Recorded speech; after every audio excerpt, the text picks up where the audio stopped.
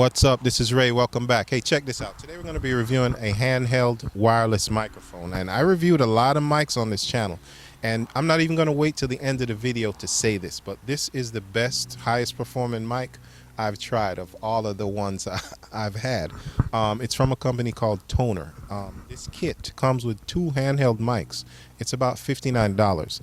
And one of the things that impresses me so much is how well it's able to isolate sounds from the sides and all around. For example, I'm going to talk into the back of the microphone and listen. Notice how my voice almost disappears. Now, that means it's, let me go back. Yeah. Notice how my voice almost disappears. You saw that? What is cool about that is if there's a loud crowd around you, if there's traffic driving by like there is to my left, it will do a really good job of almost eliminating it. So yeah, if you're curious about an affordable kit, I don't know if I mentioned before, but it's about $59 for the two handheld mics.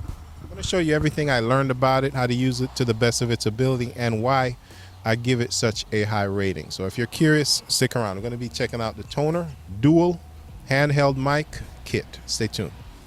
Okay, the first thing that struck me when I took these out the box is that they are cold.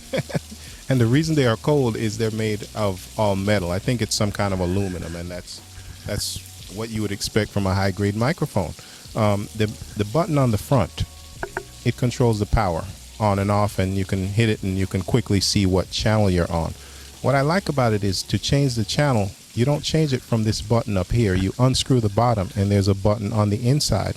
The reason that is good is because some mics have the channel control on the outside where you can accidentally press it, and that can interfere with whatever audio recording you're doing. One thing I need to point out before I go any further is these mics are meant to be used in a sound console. For example, at a DJ table, or at a wedding, or into a karaoke machine. So these are mono microphones. What that means is it's going to only transmit on one channel. And as I'm looking at my camera's display, I can see that it is transmitting on one channel. So, and if you're listening to this on a computer, with the two speakers, you're going to notice you're hearing me on one channel. That's perfectly normal. It's not really meant to be run into a camera like what I'm doing, but you're still able to get a good idea of the sound quality this way. All right, I'm going to do something very important right now. Let me make sure the audio signal is coming through. Whenever people do wireless mic tests, a lot of times they don't do a range test, and it's just something that I always do. I think it's hugely important to see what the performance of the microphone is. So I'm going to do a range test now. I'm going to walk pretty far by this highway. We're going to see how it isolates the sound of the traffic and how far it transmits before you start getting a bad signal. So let's go. Like pretty much all of these handheld mics, this system uses two AA's, and it works really well. That's one thing to think about, though, is the receiver doesn't use exchangeable batteries. It's rechargeable by a USB, which is very convenient. But the problem with that is if that receiver battery dies while you're doing a shoot, you can't just swap out the battery, and that can be a problem. So yeah, so let me stop right here. I'm curious, is it transmitting this far? Is the sound of the traffic too loud? Should I have done this range test somewhere else? Probably, but I'm gonna go a little bit further. You know what? I'm not gonna go any further with this range test. It's kind of wet and muddy out here, but if it's transmitting this far, I doubt that I would ever walk this far from the camera. I guess, yeah, but as I mentioned before, this is really the highest performing mic I've ever tested, and I'm hugely impressed with it. On a scale of 1 to 10, because I've never tested an expensive $1,000 mic, I don't really know what to compare it to, but on a scale of 1 to 10, based on all the mics I've have and used and the way this sounds, I have to give it a 10 for the price, because it's, what, $59? It comes with two handheld mics. They're automatically paired with the receiver, plug and play. One thing to keep in mind that's important, though, with these type of mics is because it's directional, you always want to keep it pointed at your mouth. If you point it away a little bit, you'll start to notice a drop off in the volume. So that's one thing to know. That's a good thing because it's isolating all the sounds around, but you just have to be more aware that you're pointing it to your mouth. Yeah. So that is the range test of the Tonor wireless microphone kit. I'm curious what you think. Leave your comments below if you've used other types of wireless mics. All right, there's something important I want to show, the difference. If you're like a new YouTuber, if you want to know what's the difference between using the in-camera mic and using a proper microphone, I'm going to show you two tests. One, I'm going to run the camera by a roadside, a busy road with the in-camera mic. You're going to see how hard it is to hear me. Then I'm going to use this mic, and then I'm going to do another separate test probably, just so you can see the advantage of having a microphone, and you don't have to spend a lot to do that. All right, so right now you're